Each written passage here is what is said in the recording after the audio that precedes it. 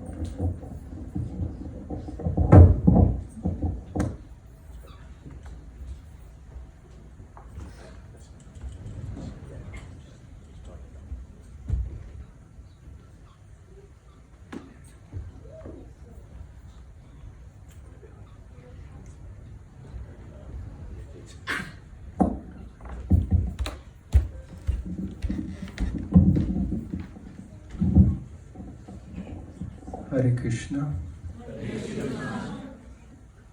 Jai Shri Krishna, Namaste, and Happy Diwali, and happy last day of Kartik to everyone who is gathered here.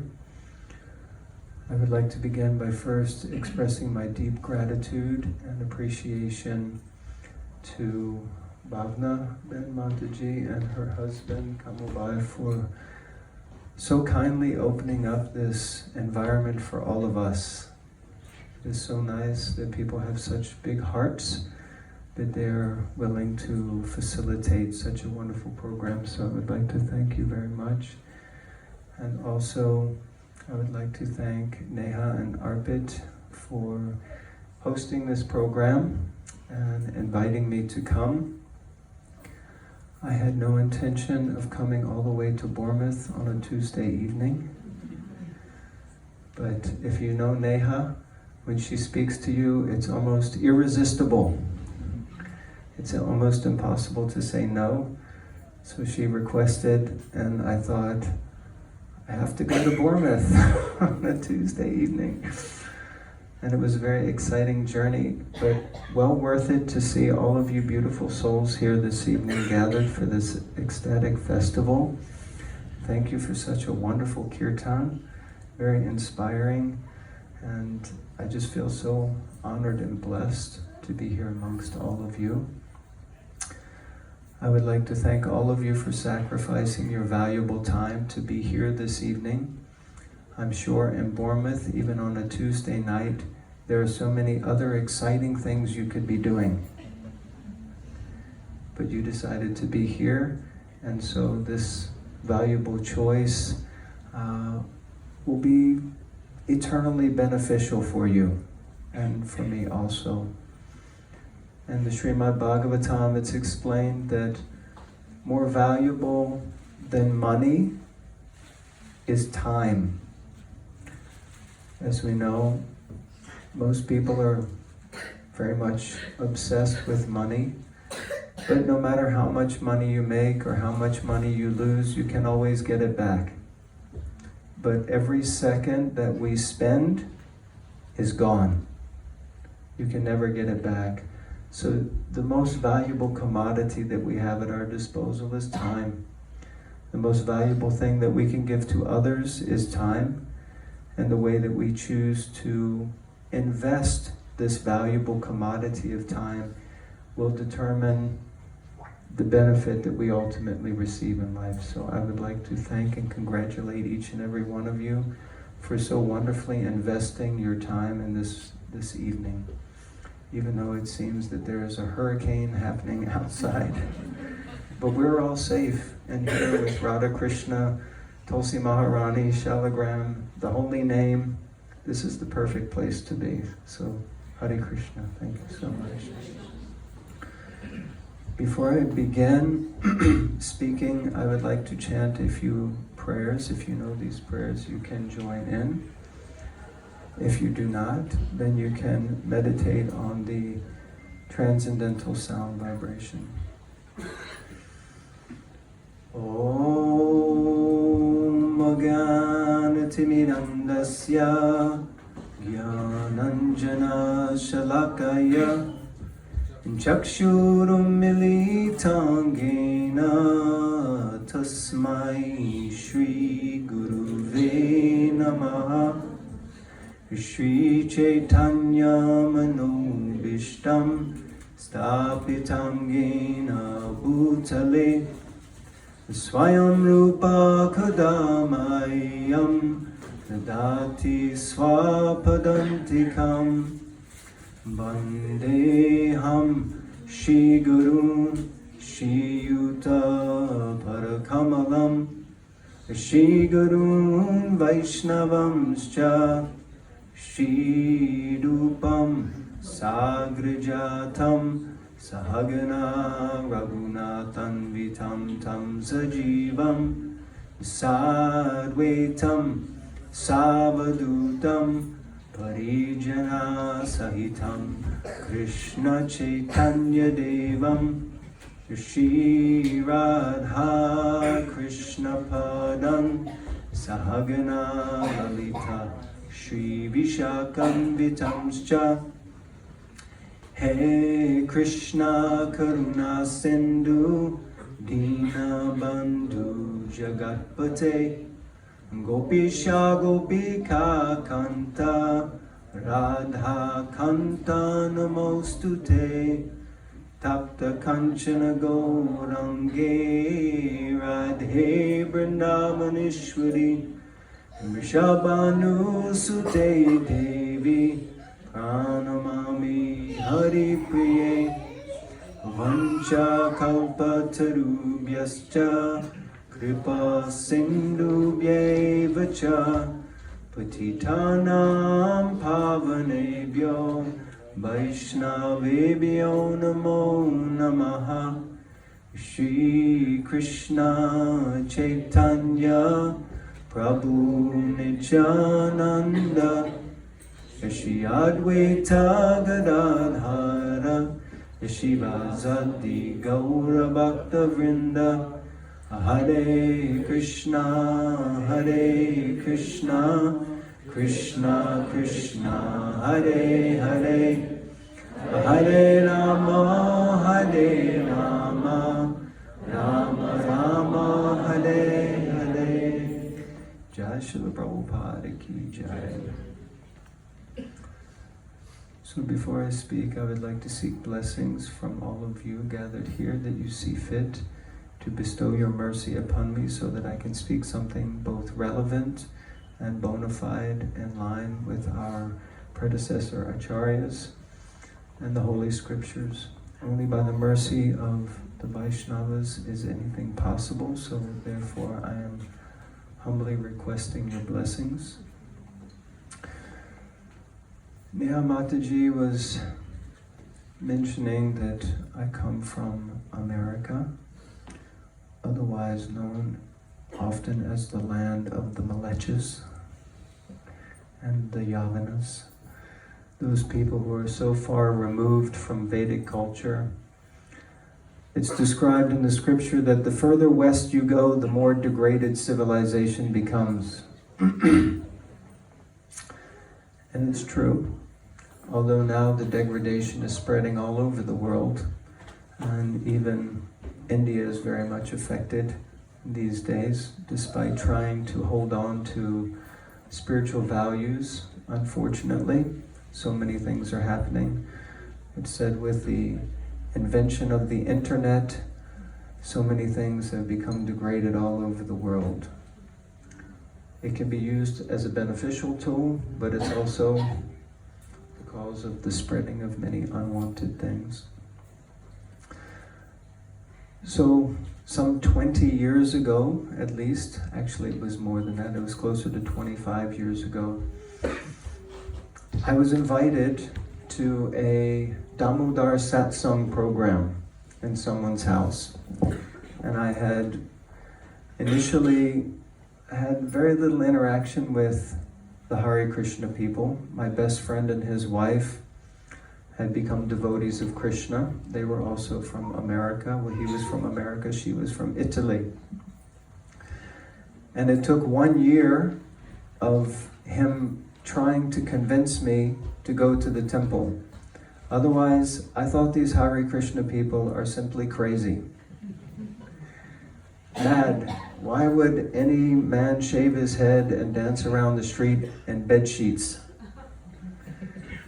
I was happily working in the city of London in the investment banking industry, developing software, making, at that time, quite a large, substantial amount of money, traveling wherever I wanted. I used to scuba dive, rock climb, skydive, and travel more or less wherever I wanted. And I thought, my life is happy. I've got so many things. And my friend used to come to me, and every time we would speak, he would look me in the eye, and he would say, I know you're not really happy. It used to upset me so badly. I used to say, how do you know I'm not happy? And I would say, look at all the things that I have. And him and his wife together earned 1/4 of what I earned in a year. And I said, I have this, I have that, I have so many things. How dare you sit here and tell me I'm not happy? And he would say, I know you. We've been friends for so many years. And I know in your heart you're not happy. I really didn't like him very much for saying these things.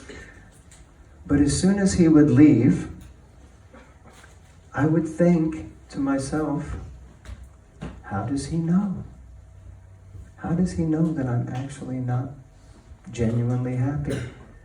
That no matter how many things I keep acquiring, there's some hole in my heart that is just not getting filled. There's this incessant longing that I have In the modern day, they say you write down all the things that you want to do in life, and they call it a bucket list. Yes, everyone here has a bucket list? Okay. My experience was every time I crossed something off the bucket list, the list increased by 4 more things. And I thought, I'm never going to be able to do all the things on this big bucket list. And I just perpetually wanted to do more and more and more. So it took my very dear friend a long time to convince me to actually even visit the temple. But somehow, eventually, due to circumstances actually, in Bhagavad Gita, the Gita explains that 4 different people usually approach. Krishna says they're pious people. And he says 4 different people approach me. Those who are seeking the absolute truth, those who are inquisitive about what is going on in this world, those who are in need of money or something, and those who are desperate. Those who are desperate. I think I was kind of a little bit of all of them, except I wasn't really seeking so much wealth. But I had been from a young age inquisitive about what is the goal of life. Why are we really here? What is the point and purpose of me being here on this planet, in this body? What am I meant to do? No matter how many years of schooling I had, it seemed like they never answered those questions. And then all of a sudden my friend seemed to have all the answers, and he just kept quoting this beautiful book over here, Bhagavad Gita. And he would say, Bhagavad Gita says this, Bhagavad Gita says that. And I was like, oh, I'm so sick of hearing about this Bhagavad Gita. But slowly this divine knowledge, Divya Gyanam, slowly it was going in, and eventually he convinced me to visit the temple, which I did. I of course found it very strange and unusual, being from a different background. Then he invited me for a Damodar satsang in his front room, which was a small place in East London. And there were about 12 or 13 of us who had gathered, and there was one Swami who was coming. And everyone was really nervous. Oh no, the Swami is coming, the Swami. And I was thinking, being so puffed up and proud, I was thinking he's just some normal guy. Why is everybody all worked up about the Swami? And when he came in, everyone bowed down, except for me. I thought, I'm not bowing down to any man, right? So much pride. And then he walked in, he had his big stick, and I thought, maybe I should bow down or he'll hit me with that stick. And he looked at me and I looked at him, and he just smiled with this effulgent smile that started to melt my heart. And he came and he sat down next to me, and he just talked to me for like 40 minutes. Everyone else in the room was talking to themselves. But as soon as he sat down, I felt this energy, and I thought, this is not just an ordinary man. There is something very spiritual and very elevated about him. And we just talked about normal things, actually. He began telling me about his childhood and so many simple things. And I immediately became endeared to him. After 45 minutes, everyone was like, Maharaj, can we do something other than you sit here and talk to him? And so he said, okay, let's speak about Damodar and sing the Damodarastakam prayers. So I was thinking, okay, what is all of this? And he began to speak about Krishna and Lord Damodar. And I was so bewildered. The first thing he said is that this is Krishna. And he showed a picture. Oh, we had the small deity there. Where is the Damodar deities? I saw it earlier. It's on the... Where is it? In the corner. Right hand side. Okay. Let's go. Anyway, the Damodar... And I saw this picture of this little blue boy. And he said, that's God. I was like, ay, ay, ay. God is a little boy. And I said, well, who's this lady? He said, that's God's mother. I said, how can God have a mother? God is the first being in the world. How can God have a mother? He said, God can have a mother. He also has an older brother. And he has a father. He has a whole family. He has a grandfather. I was so bewildered. But as I was looking at this picture and the deity of Damodar, I was looking, and the picture that I had was of Mother Yashoda, and she had this stick. You know this picture, this little stick. And Krishna was running away from her. And you could see so much fear in his eyes as she was chasing him. And he wasn't wearing anything except a kinkini thread. You know, this little thread around his waist. And I was thinking, this boy is so cute. Why is that lady chasing him? What could he have possibly have done to be chased by her? And I mean, I was looking at him, and I have to say that he was so adorable that I started to feel within my heart attracted to him. And then Maharaj said, the name Krishna means, who knows what Krishna means? Of course, you know. Anyone else knows? Yes, Prabhu. Yes. The word Krishna means the all-attractive. And I thought, okay, he is definitely attractive. But why is that lady chasing him? And he said that's because his mother, because that is his mother, and because he has been very naughty. And I thought, I've always heard God is good. Now you're telling me God can be a naughty boy as well? And he said, Krishna is so naughty. Actually, Krishna is a thief. And I said, oh my God, God is a thief. Not only is he naughty, but he's actually a criminal. And he said, he is famous as Makanchor. I said, what is Makanchor? He said, he is the butter thief. I thought, why would anyone want to steal butter? You like butter? Yeah, so do I. But I never thought there would be so much you need to steal it. Of course, things are getting so bad with the economy at the moment, it might not be long before we're all stealing butter.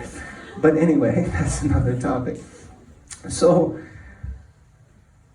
he began to tell this story of Damodar and Krishna and how naughty he is. But he also explained, because I see there are a few children here, and mothers and fathers.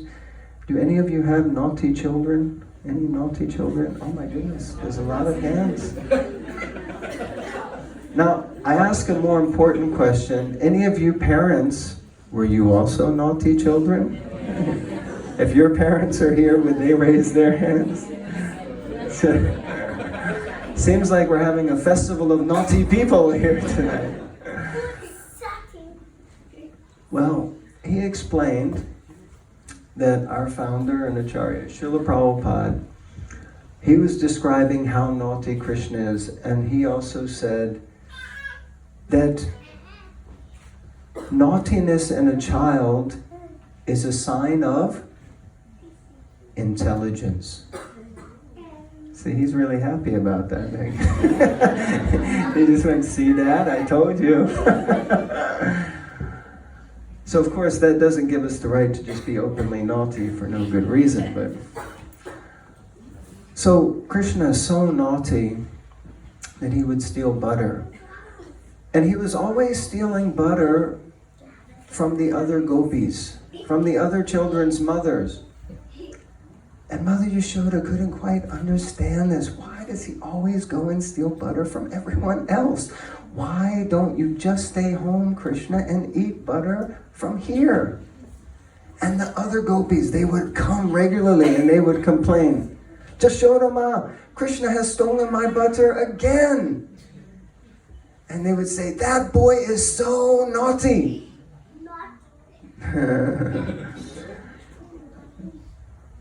And they would, externally, they would have seemed so agitated and upset. But inside, they were so happy. They were so happy. Krishna stole butter from me. Behind the scenes, they would say to each other, Krishna stole my butter. But we're going to tell Mother Yashoda because Krishna is naughty. And this is, as he was explaining this, I was thinking, this is happening where? And he said it happens in the spiritual world. This is loving relationships. You know, when I was a kid, if my mother disciplined me or tried to chastise me, I would get very upset and cry. Children, parents ever discipline you? Do you cry? Any children here who cry? I would be crying, oh, why do you treat me so badly? Why are you so mean to me? And my mother would always say the same thing. Do you know what she would say? Because I love you. I said, Mother, that doesn't make any sense that you love me and you chastise me. I said, if you love me, then you'll give me sweets.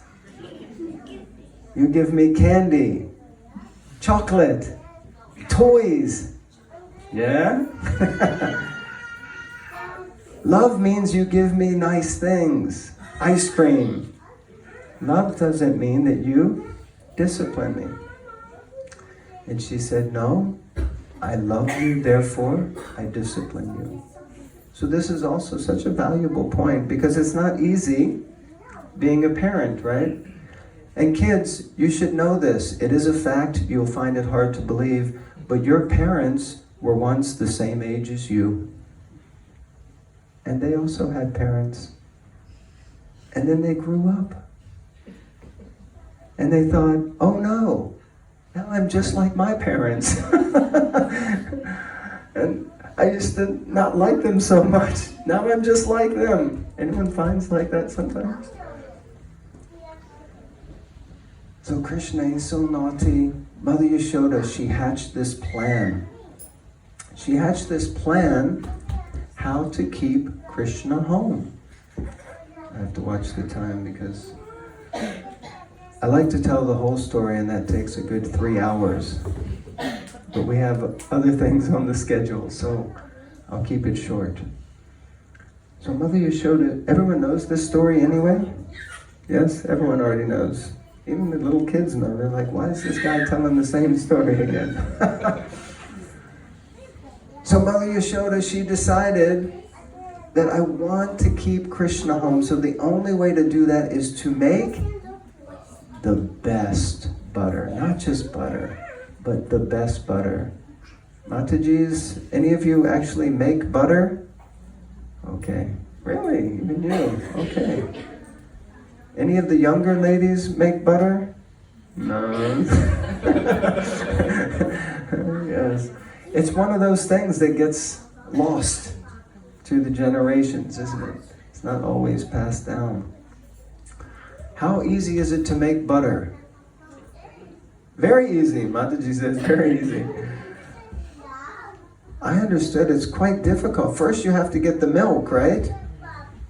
Then you have to transform the milk into curd. Then you have to take the curd and right? That's how long can that take sometimes? Half an hour. See, this is the difference. My mother-in-law, she's from Gujarat. And for her, making a sabji takes, well, several sabjis all day. She chops everything so precisely. And Gujarati chapatis, I've never seen. They're all perfectly round. How did she do that? Right? And I watch. I'm like, wow, teach me. She tried to teach me, and mine looked like different states in America. The different countries. Half an hour, you say half an hour, that's just to churn the yogurt, churn the curds. Then you get some butter, right? So Krishna, Mother Yashoda, she decided she would feed the best cows that they have. The highest quality grass. Where does the best grass come from in Vrindavan? Who knows? Where? Yes? From America. This is your next generation. Doesn't have anything to do with me. I'm going the opposite way. They're heading to America, I'm buying tickets to Delhi, you know. No, sir. The best grass doesn't, I don't know what kind of grass he's talking about, but, but the best grass for cows does not come from America. It comes from Govardhan. Govardhan Hill. Giriraj Maharaj ki. Jai. Jai. So don't go to America, go to Govardhan. Buy the ticket to Delhi. So she got the best grass from Govardhan Hill and she fed the cows. And then she thought, and I have to milk the cows myself. Who here has ever milked a cow? Only a few. I encourage you, please visit Bhaktivedanta Manor and just go there and say, make some arrangement and take a group of you, go for a visit, take the kids, spend time with the cows. Let them experience life with the cows so that they value these cows. Because most people in the world only value the cows for one thing, which hopefully none of us here value that at all. And only when we really understand the true value of the cow. Because for Krishna, there is almost nothing more valuable to him than the cows. He lives in the spiritual world. His planet in the spiritual sky is called Goloka.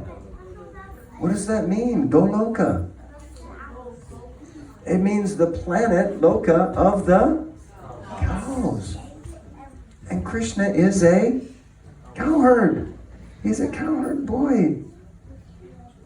Their whole life revolves around cows. So Mother Yashoda is milking the cow and getting the milk. Everything is okay? Am I in trouble? Right on overtime? Stealing butter. Okay, very good.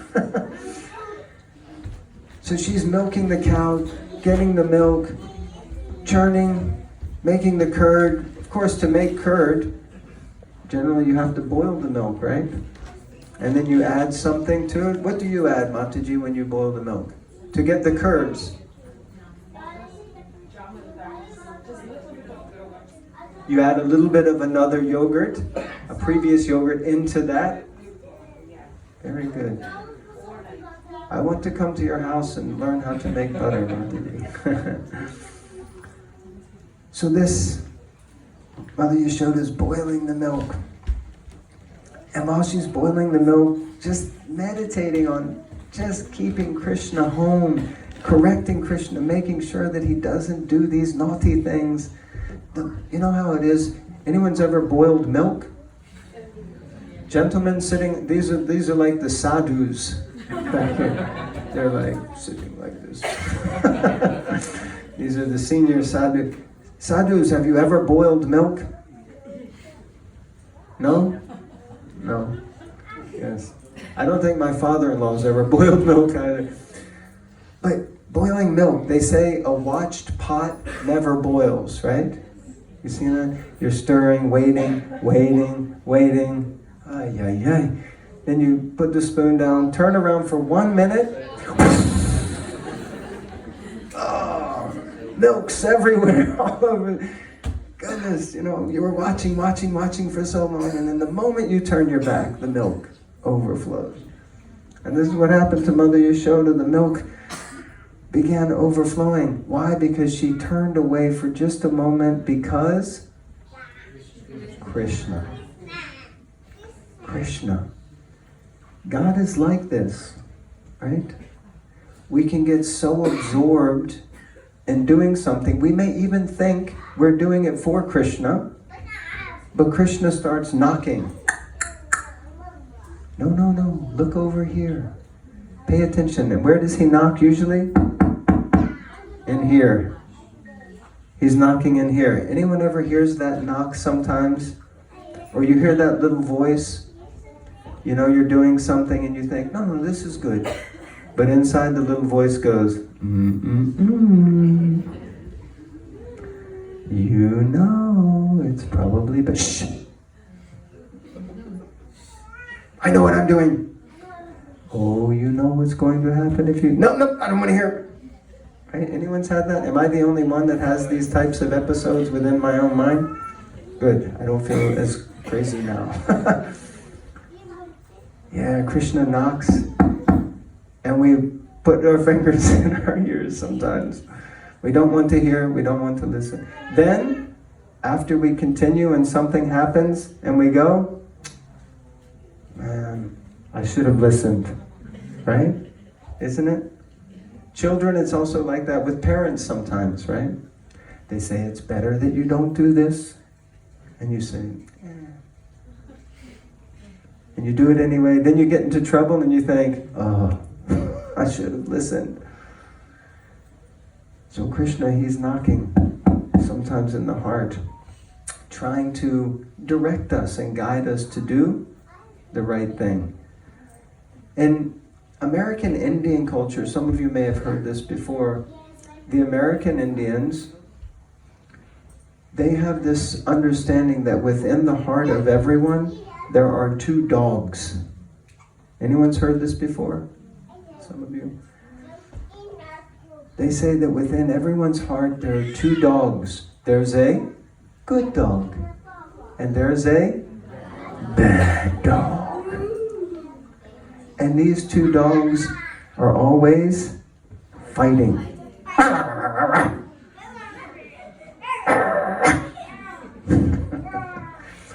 They're fighting for supremacy. And the big question is, which dog wins? Which dog wins, Machaji? What do you think? The bad dog. Wow. She's an honest person. Yeah, we think it's like the fairy tales where they all live happily ever after, but sometimes it seems that the bad dog wins. Anyone has that experience? Sometimes the bad dog just gets the better of us. Right? You also, you're too young. It's all good for you. Well, actually, they explain that the dog that wins is the dog that you feed the most. So if we feed the bad dog, then the bad dog gets stronger. And if we feed the good dog, then the good dog gets stronger. And how do we feed? By our decisions. By the choices that we make. When we know we have to figure it out. What is the right thing to do? And we hear the little voice. So Mother Yashoda, anyway, she became distracted because Krishna was knocking. Yashoda, Ma, don't pay attention to the milk.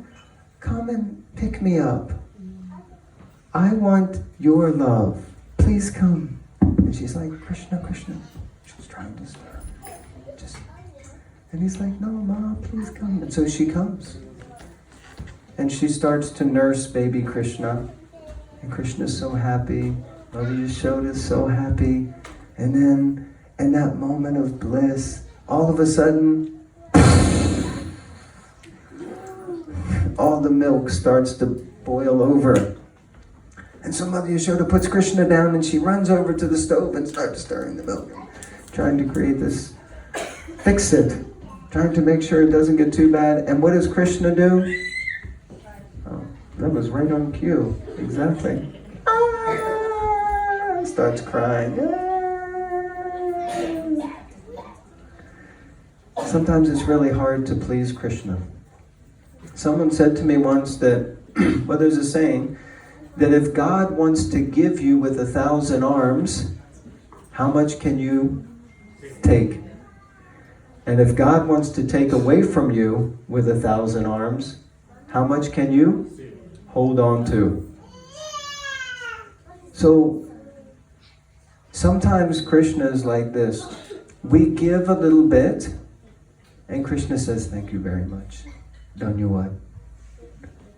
But then he looks over our shoulder to see what we're holding behind.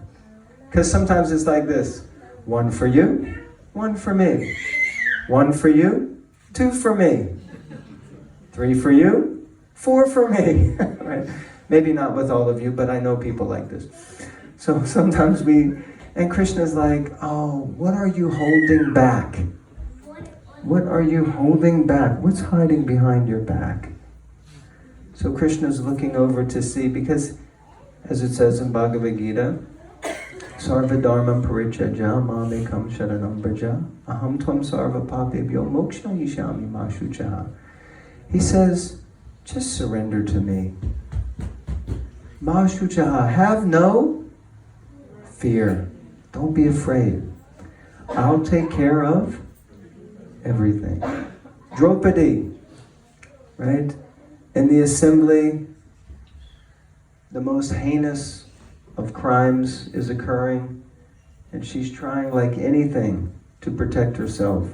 First with both hands, then with one hand, and then eventually she just, hey Govinda. She just had to let go. But as soon as she let go and surrendered everything, then Krishna supplied unlimited sari and protected her. But that takes a lot of faith. Good for Draupadi, not good for me. Right? But Krishna says it's for everyone. He promises it to everyone. But it's easier said than done. But at least we can make little steps in that direction to try to give a little bit of ourselves to Krishna. And this month of Damodar Mase, this month of Damodar is the month of this wonderful pastime.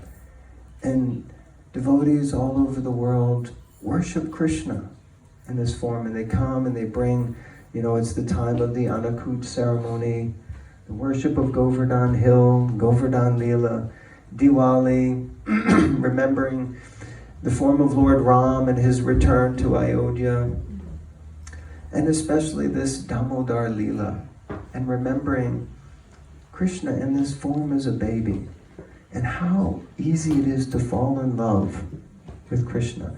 When a child is in the room, if you have a room of 10 adults and you put a child in the middle of the room, who gets all the attention? For hours, you don't even need TV. Everyone just watches, and everyone starts, especially grown men, they start making all kinds of silly faces, right? The child just gets so much attention. So Krishna is so kind that he comes in all these different forms simply to attract us to him. He's making so much effort. He's there in the heart, and he comes in the heart with all of us.